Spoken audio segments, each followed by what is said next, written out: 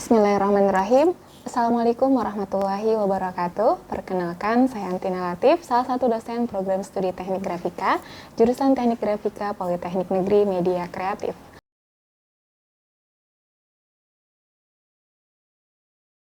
Pada kesempatan kali ini, saya akan menyampaikan pernyataan diri dosen dalam unjuk kerja Tridharma Perguruan Tinggi atau disingkat dengan PDD UKT-PT sebagai salah satu rangkaian penilaian Serdos pada aspek pengajaran menggunakan audio visual.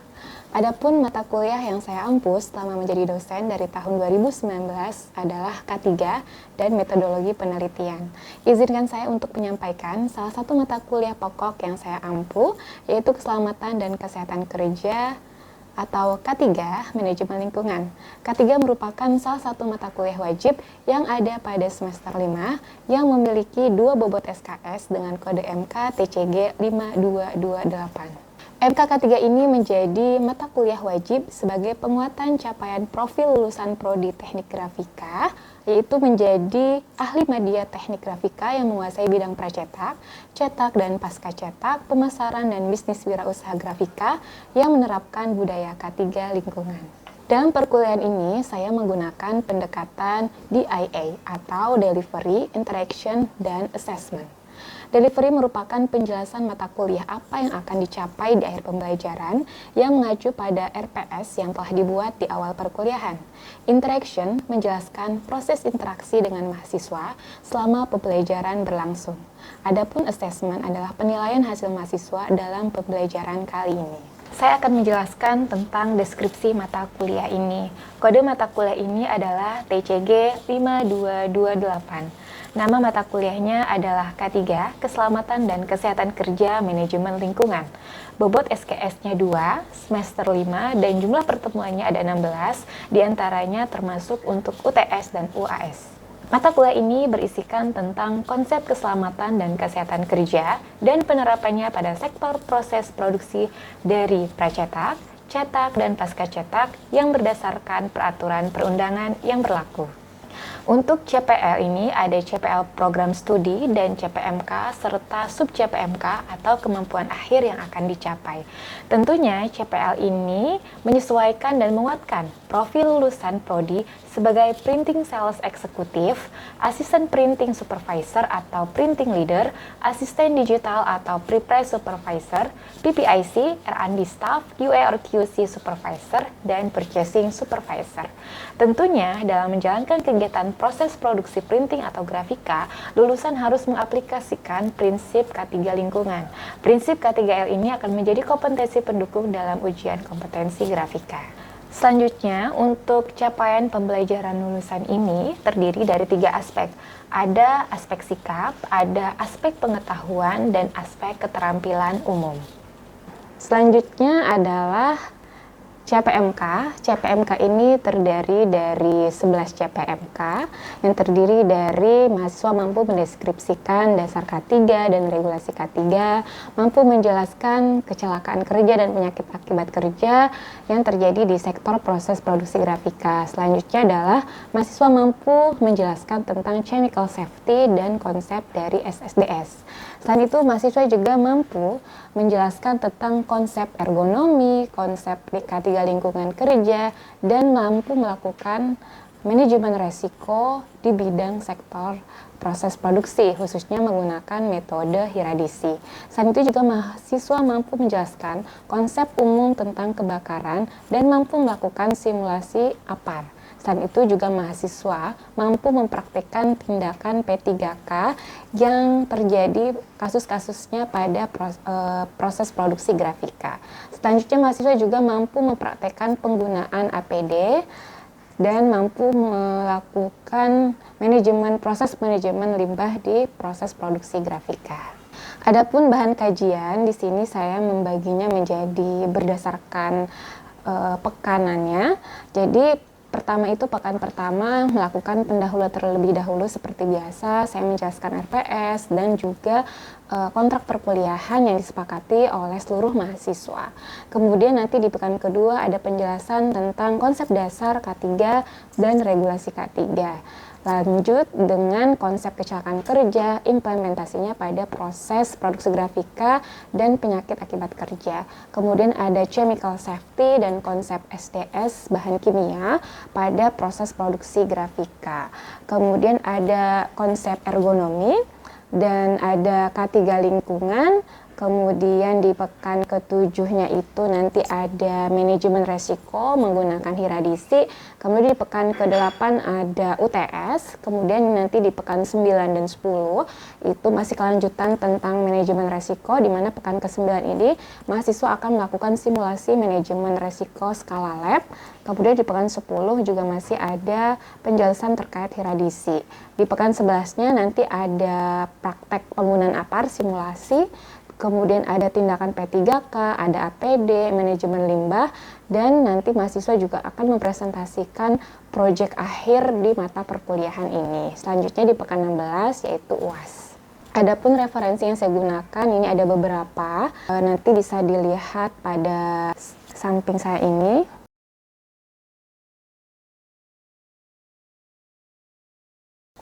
Kemudian terkait dengan metode dan media pembelajaran. Jadi untuk pembelajaran K3 ini saya menggunakan discovery learning, ada presentasi kelompok, kemudian ada sesi tanya jawab, ada ceramah interaktif, ada diskusi kelompok, dan ada kuis, observasi lapangan, serta pretest dan post-test, serta nanti akan membuat laporan. Nah, di sini metode discovery learning ini dalam mendukung ya dalam program student center learning. Adapun media pembelajaran yang gunakan adalah tatap muka, offline luring, kemudian saya juga menggunakan LMS ya, itu menggunakan Siak Polimedia dan Google Classroom. Adapun aplikasi pendukung ada PowerPoint, ada puzzle.org, kemudian ada e-modul yang telah saya buat, kemudian ada Kahoot maupun Quizizz. Kemudian nanti ada diskusi dengan secara daring ya, bisa menggunakan WhatsApp. Nah, untuk penilaian sendiri dalam pembelajaran K3 ini ada beberapa kategori.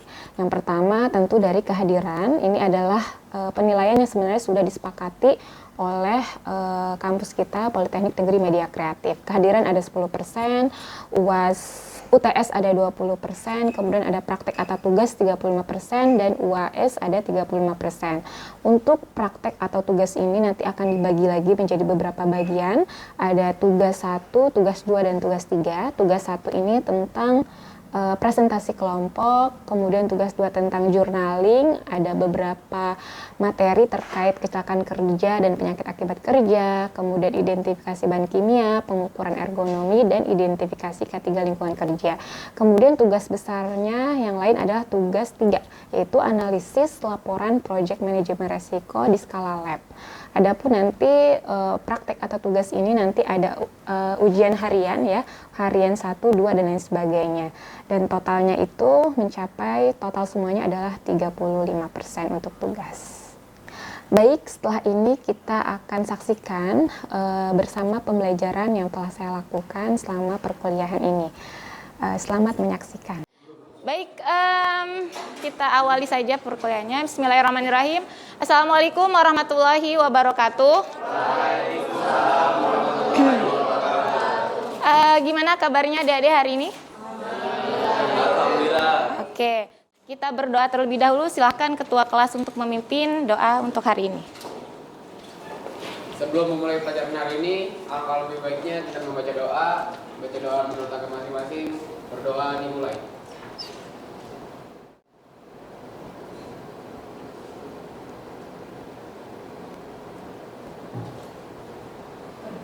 Berdoa selesai.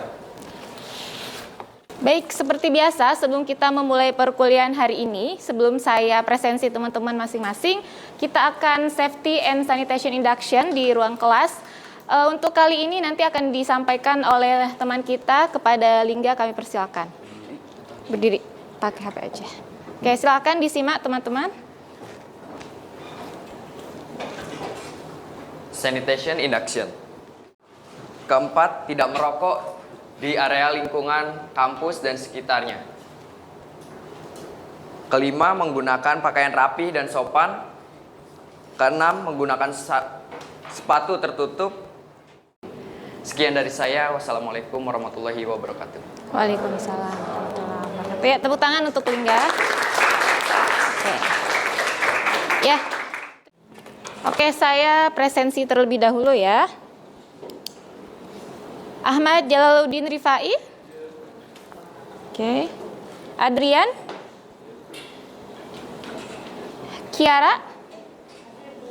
Oke, hari ini kita akan belajar lagi tentang K3, belajar bareng. Hari ini materinya tentang apa teman-teman? Kecelakaan kerja dan penyakit akibat kerja. Oke, sebelum kita memulai perkuliahan hari ini, kita akan review dulu materi kita pekan yang lalu. Mungkin ada 1-2 orang yang mungkin masih ingat apa sih sebenarnya yang kita bahas di materi sebelumnya. Mungkin 1, 2, silakan. Ya, silakan Agita ya. Ya, nggak apa-apa. Boleh berdiri. Halo semuanya, nama saya Najifa Agita Musainan. Di sini saya mau menjelaskan tentang definisi K3. K3 itu adalah kesehatan dan keselamatan kerja. Nah, apa itu K3? K3 itu upaya-upaya supaya kita nggak ada kecelakaan dalam bekerja, kayak misalkan ada perlindungan diri gitu, biar kita nggak, biar performa kita saat kerja itu tidak menurun. Oke, terima kasih. Tepuk tangan untuk Agita. Oke, mungkin ada satu lagi yang mau menambahkan. Agita sudah bagus ya terkait dengan apa sih sebenarnya K3 itu. Tadi juga sudah ada tujuannya. Mungkin ada satu lagi, masih ingat teman-teman regulasi yang mengatur tentang K3, Undang-Undang Nomor 1 Tahun 1970? Oke. Nah, ini adalah capaian pembelajaran kita hari ini teman-teman. Nah, setelah kalian mengikuti perkuliahan ini, setidaknya teman-teman harus mencapai ini ya. Tema kita hari ini adalah tentang kecelakaan kerja dan penyakit akibat kerja. Nah, makanya teman-teman nanti apa sih yang harus teman-teman perhatikan dalam pembelajaran ini? Nah, di akhir dan di awal perkuliahan nanti ada kuis atau ada pretest dan posttest ya. Oke, kemudian di sini teman-teman saya akan jabarkan tentang statistika kecelakaan di Indonesia itu seperti apa, di dunia seperti apa. Kemudian tentang apa sih sebenarnya kecelakaan kerja gitu ya. Kemudian faktor penyebabnya apa. Dan teori kecelakaan kerja. Emang teorinya apa sih gitu ya, penyebabnya apa gitu ya. Kemudian nanti ada jenis atau contoh kecelakaan kerja. Dan oke, silakan teman-teman HP-nya dibuka, kemudian kalian scan barcode atau langsung ketik di sini tulisannya seperti ini. Kita akan memulai pretest terlebih dahulu untuk mengetahui sejauh mana kesiapan teman-teman dalam belajar. Nggak apa-apa walaupun nilainya ini, tapi nanti teman-teman setelah pembelajaran harus meningkat gitu ya. Oke, silakan teman-teman dikerjakan. Tidak usah tengok kanan kiri karena belum tentu bisa juga. Ya, silahkan dikerjakan. Bisa ya? Kebuka ya?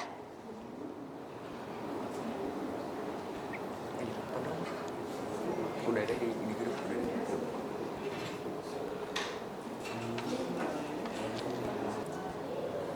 Oke, waktunya habis. Silahkan disubmit teman-teman. Tidak apa, nanti ada post test ya. Teman-teman, sebelumnya saya tanya dulu nih, apa yang kalian ingat atau apa yang kalian tahu arti atau definisi atau apapun terkait dengan kecelakaan kerja. Mungkin dari teman-teman yang presentasi mungkin ada yang bisa sedikit menjelaskan dahulu. Silakan kelompok berapa? Kelompok 2 ya? Kelompok 2 ya? 2 dan 3. Mungkin yang teman-teman yang membawakan materi tentang kecelakaan kerja bisa diceritakan sedikit tentang apa itu kecelakaan kerja. Mungkin sedikit aja. Ya, kelompoknya Lingga ya? Ya. Oke, Lingga mungkin bisa menjelaskan sedikit apa itu tentang kecelakaan kerja. Ya. Menurut saya kecelakaan kerja adalah insiden yang terjadi pada saat melakukan pekerjaan di suatu tempat dari berbagai akibat itu sendiri. Oke, good. Ada lagi teman-teman? Nah, kalau kita lihat dari sini, kenapa sih tempat kerja itu penting untuk aman dan sehat? Ketika teman-teman punya tempat kerja yang aman dan sehat, coba kalian bayangkan ketika tempat kerja kalian itu aman, sehat gitu ya, pasti rasanya itu seneng gitu ya, sehingga pekerjaan itu bisa jadi lebih efektif dan efisien. Kalau sudah efektif dan efisien, maka biasanya produktivitasnya juga semakin meningkat. Kemudian kalau kita bisa bayangkan ya, kalau di tempat kerja kalian itu tempat kerjanya tidak terorganisir, banyak kali bahaya-bahaya yang kalian lihat di lapangan gitu ya, maka bisa jadi nanti akhirnya adalah terjadi pertama kerusakan, kemudian ada absen ya, artinya absen itu adalah tidak masuk kerja misalnya ya, kemudian sakit, hilangnya pendapatan, bahkan sampai produktivitasnya rendah ya. Nah, selanjutnya kita akan lihat teman-teman, bagaimana sih sebenarnya statistika kecelakaan kerja di Indonesia dan di dunia. Nah, kalau kita lihat dari infografis ini teman-teman, ternyata angka kecelakaan kerja di Indonesia itu terus meningkat teman-teman. Ya, kalau kalian misalnya baca di internet, di artikel, bisa kalian baca angka kecelakaan kerja di Indonesia itu semakin tahun semakin meningkat ya. Ini dari tahun 2017 dan kemarin saya baca artikel ternyata 2023 juga semakin meningkat. Berarti setiap detik, 15 detik itu terjadi kecelakaan kerja. Kalian tadi berapa menit di sini udah? Udah hampir 40 menit, hampir 1 jam. Tapi kalau kalian bayangkan ya, kecelakaan kerja itu bukan berarti dibayangkan yang langsung meninggal, langsung parah, enggak. Bahkan kecelakaan kerja itu misalnya kalian terpleset, itu juga masuk dalam angka kecelakaan kerja. Nah, ini adalah data kecelakaan kerja berdasarkan waktu terjadi, teman-teman. Nah, di jam kecelakaan itu biasanya terjadi di jam 18 sampai jam 24. Kira-kira ada yang tahu kenapa kecelakaan kerja itu di jam segini, teman-teman? Ya, boleh. Penanganan saya laporan ilmi, menurut saya itu kenapa banyak kecelakaan kerja yang terjadi di jam 18.00 sampai 24.00 itu emang karena misalnya kalau orang kerja dari siang atau pagi, kan jam-jam segitu kan emang ada rawan capek ya, udah banyak hilang saat pekerjaan, jadi fokus udah kemana-mana, jadi kayak kurang fokus sama kerjaannya, akhirnya terjadi kecelakaan. Oke, good. Terima kasih ya. Betul apa yang disampaikan teman kita. Di jam segini itu waktu tubuh kita sebenarnya istirahat ya. Kita kan juga, tubuh kita itu punya hak untuk istirahat gitu ya. Kalau misalnya tetap dipaksa bisa jadi nanti fokusnya sudah hilang dan lain sebagainya. Makanya angka kecelakaan kerja biasanya banyak terjadi di jam ini. Sepakat teman-teman? Oke. Kemudian data kecelakaan berdasarkan kelompok usia. Usianya itu banyak di usia 26 sampai 30. Teman-teman usianya berapa? 19. Ya Allah, 19 ya, di bawah 20 ya. Nah, di lapangan teman-teman, usia segini itu banyak terjadi kecelakaan kerja. Kenapa? Karena biasanya usia ini kan lagi produktifnya ya teman-teman ya.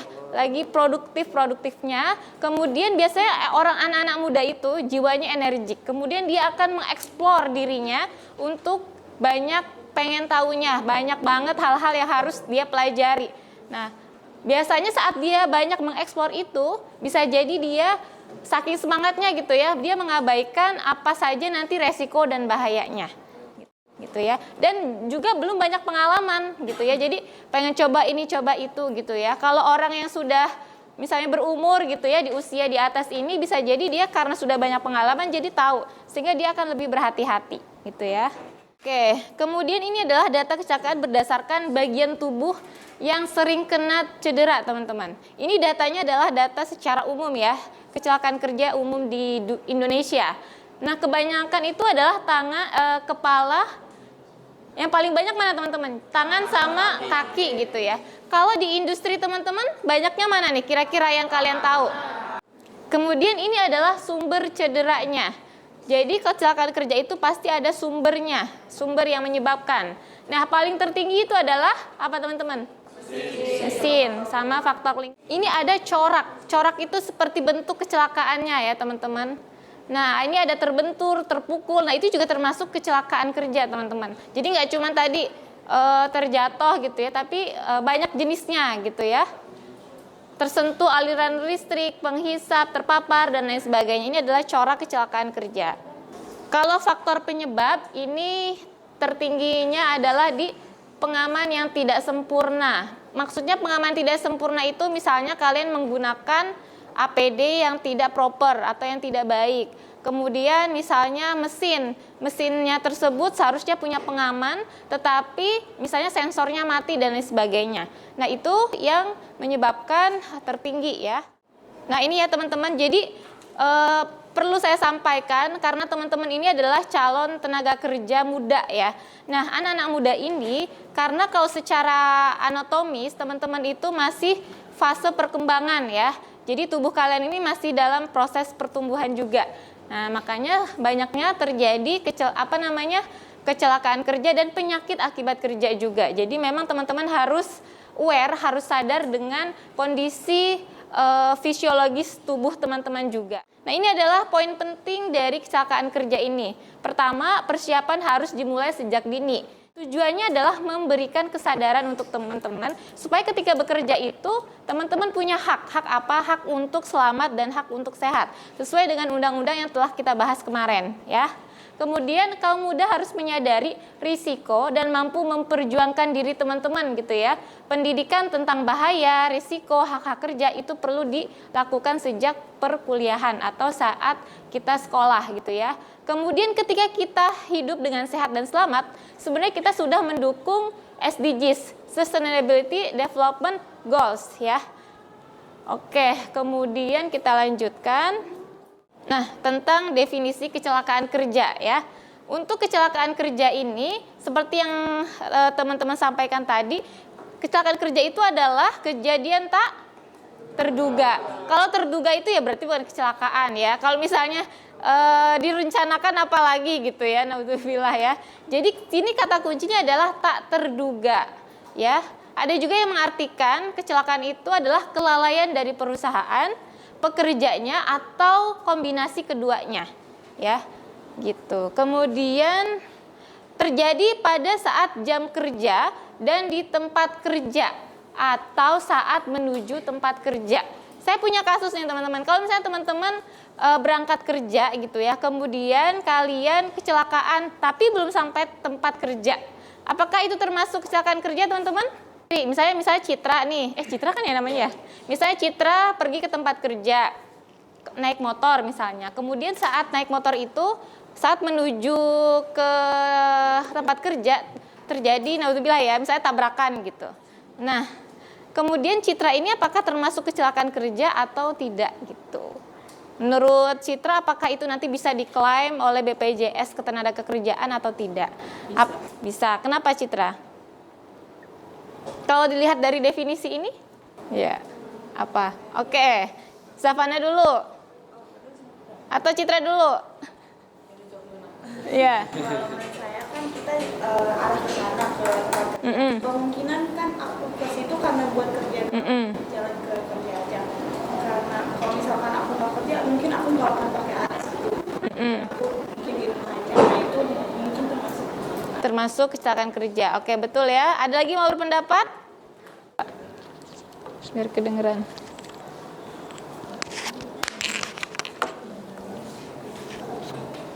Berdiri mungkin ya.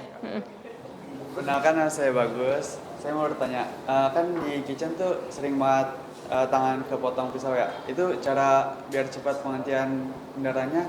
Perdaraannya. Oh iya, oke, sip. Kan kadang ada yang pakai lada, terus iya. yang paling tepat itu apa sih? Oke. Terima kasih. Iya. Sebisa mungkin angkat tangannya yang tinggi, jadi darahnya jangan tinggi, darahnya muncul dari kalau bisa angkat tangan. Oke, ada lagi bagus ya. Jadi teman, ya Zafana. Jadi kalau kena minyak kayak ada luka bakar itu jangan langsung air, pakai terlebih dahulu. Pakai tepung. Lembut. Oke. Ya, sekarang teman-teman silakan berkumpul. Satu aja kan ya? Ya, satu aja nggak apa-apa. Silakan teman-teman berkumpul di kelompok masing-masing dan silakan nanti kelompok 2 dan 3 mempersiapkan untuk presentasi kelompok.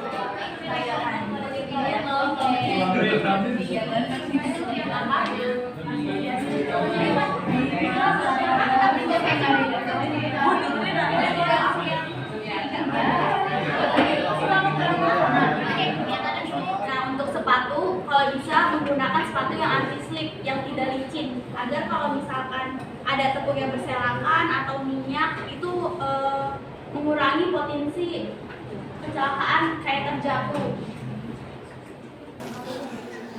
Apa sih penyakit akibat kerja?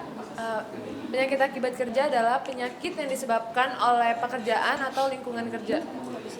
Selanjutnya ada faktor ergonomi. Ergonomi sendiri itu faktornya terjadi karena lingkungan kerja atau karena posisi kita saat bekerja itu tidak benar. Contohnya ketika duduk kita akan terasa punggung sakit kalau nggak benar. Terus ada skoliosis atau diskolasi kalau misalkan kita jatuh atau gimana gitu. Saya Hanifah Gita Busaina dari kelompok 1.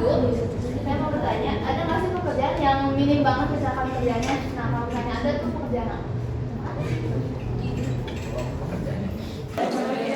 Saya ingin menjawab, setiap pekerjaan pasti ada sebab akibat resiko pekerjaannya. Tapi yang mungkin minim itu di perkantoran. Itu akibatnya paling mata mudah lelah sama ini badan pinggang ya. Kelima ingin bertanya, apakah penyakit tadi kayak asma dan lain-lain bisa terjadi kepada kita di dunia seni kuliner? Kitchen, terus di kitchen. Izin menjawab pertanyaan dari sini. Untuk asma sendiri biasanya terjadi karena adanya faktor genetik ya biasanya. Terus bisa juga terjadi karena tadi kembali lagi kecapean pada saat di dunia kuliner. Di dapur itu ada yang namanya kecapean lalu terpapar asap atau uap. Lalu itu juga bisa terjadi sih kalau menurut saya. Terima kasih. Oke, silakan teman-teman sekarang di scan barcode-nya. Kita kerjakan UTS lagi. Post-test ya, udah UTS. Waktunya sama, 3 menit. Silakan dikerjakan dari sekarang.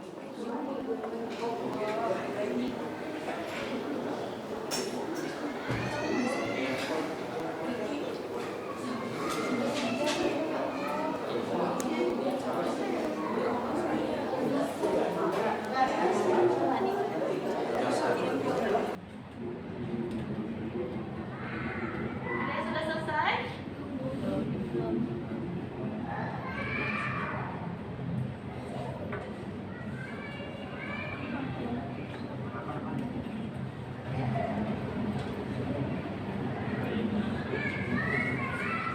Oke, sudah ya teman-teman. Ini tadi tugas kita pekan depan ya.